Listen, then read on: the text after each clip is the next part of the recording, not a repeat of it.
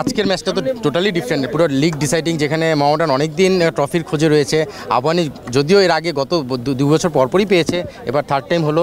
So আবাহনীর জন্য হয়তো নামের পাশে ট্রফিটা খুব বেশি সেভাবে মূল্য ক্যারি করতে নাও পারে, বাট আপনি দেখবেন দেশের প্রেক্ষাপট চেঞ্জ হওয়ার পরে নিশ্চিতভাবে এই ধরনের একটা ম্যাচের জয় সেটা কিন্তু আলাদা।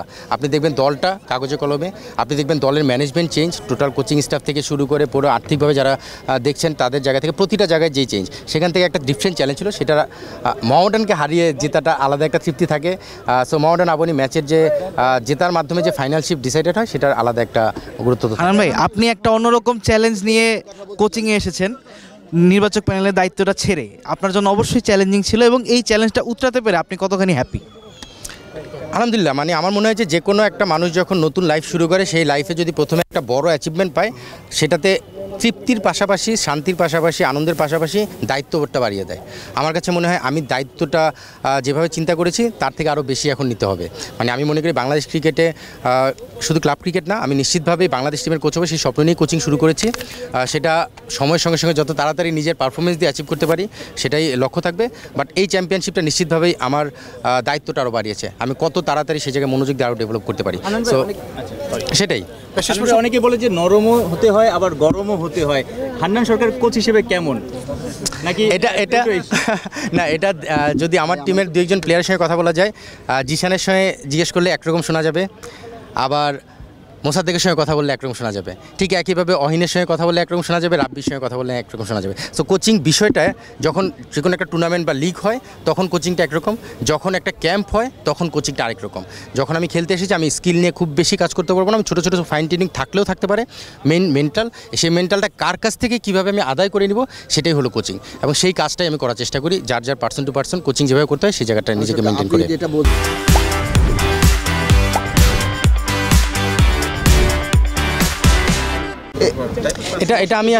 এটা আমি গতকালকেও আপনার কথা বলেছি। আমি গতকালকে পর্যন্ত যখন আপনাদের সঙ্গে কথা বলেছি 80% ছিল, কালকে আপনাদের সঙ্গে কথা বলে আসার পরে ড্রেসিং রুমে বসে সেটা 90% করা হয়েছে। আজকে ম্যাচ জেতার পরে সেটা আমাদের একটা ডিনার হচ্ছে, সেখানে এটা 100% হয়ে যাবে। ইভেন সেখানে একটা বোনাসের বিষয়ে আলোচনা হবে। সো পেমেন্টের যে বিষয়টা, আমি বাজেট কম, সবাই প্লেয়াররা কম্প্রোমাইজ করেছে, যার জায়গা থেকে স্যাক্রিফাইস করে এবার কন্ট্রাক্ট করেছে, সেই বিষয়টা আমি ইনশিওর করার চেষ্টা করেছি ম্যানেজমেন্টের সঙ্গে। আমি যখন ফার্স্ট তাদের সঙ্গে মিটিং করেছি তখন আমি বলেছি আপনি বাজেট যেটা দেবেন সেটা কমিটমেন্ট ঠিক রাখতে হবে। সো সেই জায়গাটায় কমিটমেন্ট ঠিক রেখে ওনারা এটা আমার সঙ্গে কোঅপারেট করেছে, যার কারণে আজকে মাঠের রেজাল্টের ক্ষেত্রে আপনি দেখবেন প্রতিটা প্লেয়ার, প্রতিটা মেম্বার, ইভেন টিম বয় থেকে শুরু করে প্রতিটা মানুষ কতটা ডেডিকেটেড এই টিমের জন্য।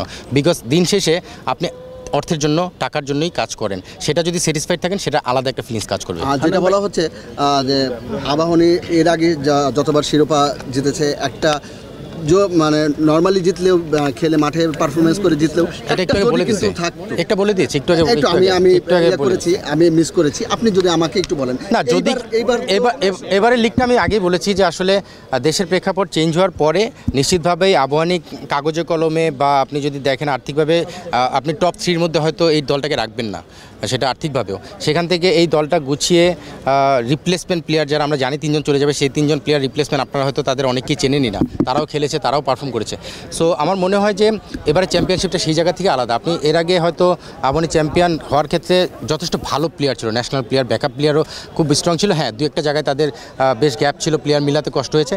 বাট এবার আমরা সেই জায়গাটায় প্লেয়ার বাজেটের সঙ্গে মিলিয়ে যেভাবে করা যায় সেটা করেছি, এবং দিন শেষে আমার মনে হয় যে বড় নাম না হলেও টিম জেতা যায় বা রেজাল্ট করা যায়, সেটা এবারের আবাহনীর রেজাল্টে প্রমাণ পেয়েছে।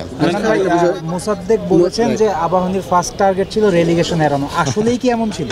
না, এটা মোসাদ্দেক ডিফারেন্টভাবে জিনিসটাকে মিন করেছে। কারণ আমি যখন ফার্স্ট প্রেস মিট করেছি অ্যাজ এ কোচ, সেখানে আমি তখন বলেছি যে আমি চ্যাম্পিয়ন হওয়ার জন্য খেলি, আমি চ্যাম্পিয়ন হওয়ার চিন্তা করেই টিম গোছানোর চেষ্টা করছি।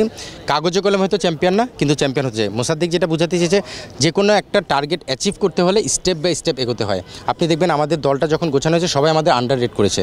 সেখানে ফার্স্ট স্টেপ ছিল রেলিগেশনটা উতরে সুপার লিগ কোয়ালিফাই করা, সুপার লিগ কোয়ালিফাই করার পরে তারপরে চ্যাম্পিয়নশিপের দিকে এগিয়ে যাওয়া। সো আলটিমেটলি ফার্স্ট টার্গেট কিন্তু সবসময় আপনি টার্গেট থাকবে রেলিগেশনটাই সেভ করা। ওই অ্যাঙ্গেল থেকে যদি আপনি দেখেন, Mosaddek is absolutely right, because ultimate goal champion, কিন্তু স্টেপ বাই স্টেপ নিচে থেকে শুরু করলে কিন্তু সেটাই হয়।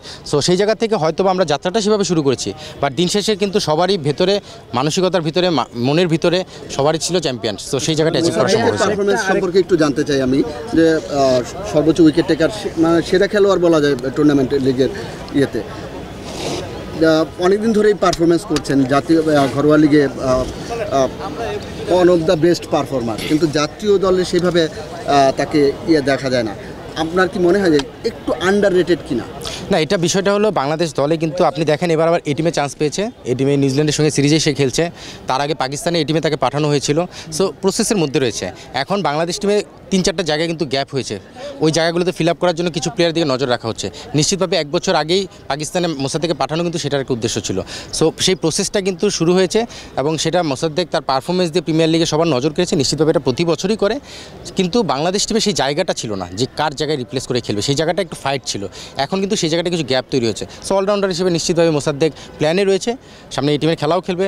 নিশ্চিতভাবে টিম ম্যানেজমেন্ট বা সিলেক্টররা এবং ক্রিকেট বোর্ড তাদেরকে নিয়ে ফলো আপে রাখবেন। বললেন যে জাতীয় টিমের কোচ হতে চান, একটা আল্লাহর রহমতে 9 বছর করেছি, আমার কাছে মনে হয় খুবই রেসপেক্ট পেয়েছি। 19 লেভেল পর্যন্ত কাজ করার সুযোগ এজ গ্রুপে যেটা পেয়েছি, ওয়ার্ল্ড কাপ চ্যাম্পিয়ন হয়েছি, first world cup champion, first under 19 Asia cup champion, দুটো টিমের সঙ্গে আমি কাজ করেছি।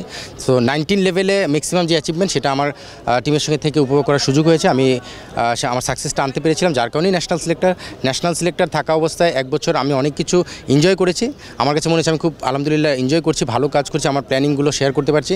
বাট দিন শেষে আমার কাছে মনে হচ্ছে আমার যেই স্বপ্ন বা আমার যেই ভিতরে দেওয়ার মতো ক্ষমতা আছে আমি ফিল করি, সেই জায়গা থেকে আমি মাঠে কাজ করলে আরও বেশি বাংলাদেশ ক্রিকেটের জন্য উপকৃত করা সম্ভব হবে। তো সেই জায়গা থেকে আমি সরে আসা, সো সিলেক্টর হলে সেই জায়গা থেকে আবার পিছনের দিকে ফিরে যাওয়া হবে। সো আমি সেই ধরনের চিন্তা করতে চাই না। ভাই আমার একটা প্রশ্ন লাস্ট, সেটা হলো যে আপনি বললেন আবাহনীর টপ 3 টিমের মধ্যে হয়তো বা ছিল না, খাতা কলমে বলুন বা আর্থিক দিক দিয়ে বলুন, দেশের পরিস্থিতিও বদলে গেছে আপনি বলেছেন। ক্রিকেটাররাও তো ব্যাপারগুলো জানতো, এই ব্যাপারগুলোই কি তাদের আরও বেশি করে জ্বালানি দিয়েছে, উজ্জীবিত করেছে? ক্রিকেটাররা এখানে আপনি কিছু জ্বালা নিয়ে কিছু প্লেয়ার এসেছে, আমি নাম বললাম না, কয়েকজন প্লেয়ার অন্য টিমে কন্ট্রাক্ট করা ছিল, লাস্ট মুহূর্তে তারা সেই টিম থেকে তাদেরকে না করে দিয়েছে।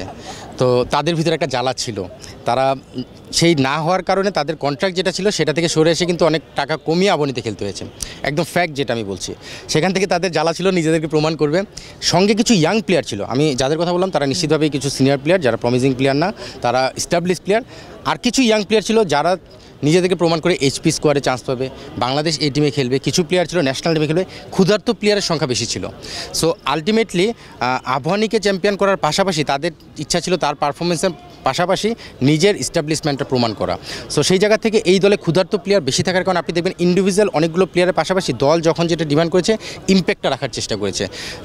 সেই জায়গা থেকে আমার মনে হয় যে আবাহনী চ্যাম্পিয়নের সবচেয়ে বড় ভূমিকা সেটা রেখেছে যে ক্ষুধার্ত প্লেয়ার বেশি, ক্ষুধা ছিল, ক্ষুধা মেটানোর জন্য তারা চ্যাম্পিয়ন হয়েছে। মানে ক্ষুধার্ত প্লেয়ার ভালো পারফর্ম করে, আপনি কি মনে করেন যে বাংলাদেশ টিমে ক্ষুধার্ত প্লেয়ার কম তুলনামূলক? না, বাংলাদেশ টিমে যথেষ্ট ক্ষুধার্ত প্লেয়ার রয়েছে, বাট আপনি দেখতে হবে ডোমেস্টিকে আমাদের কম্পিটিশন লেভেলটা আর ইন্টারন্যাশনাল কম্পিটিশন লেভেলটা একটু ডিফারেন্ট রয়েছে, সেটার সঙ্গে ম্যাচ আপের একটা ব্যাপার থাকে। সেই ম্যাচ আপ করতে যে অনেক সময় ফেল করে অনেক প্লেয়ার, সেই জায়গা থেকে ক্ষুধা সবার আছে, কিন্তু হয়তো ইন্টারন্যাশনাল লেভেলে কম্পিট করার ক্ষেত্রে সেই জায়গাটা তারা অনেক সময় ফেল করার সম্ভাবনা তৈরি হয়ে যায়, টেকনিক্যাল কারণে হোক, বিভিন্ন পরিস্থিতির কারণে হোক। সো আমার মনে হয় যে ক্ষুধা রয়েছে, বাট স্ট্যান্ডার্ড অফ ক্রিকেটের জায়গা থেকে একটা বড় গ্যাপ রয়েছে। ডোমেস্টিকে যেটা করার ক্ষেত্রে সাকসেস পাওয়ার সম্ভাবনাটা বেশি থাকে, ইন্টারন্যাশনাল এগুলো অনেক সময় সেই জায়গাটা প্রিপারেশনের কারণে বা যে কোনো কারণে একটু কম হয়ে যায় বা ফেল করার সম্ভাবনা তৈরি হয়। সো আমার মনে হয় যে ক্ষুধা সবারই রয়েছে।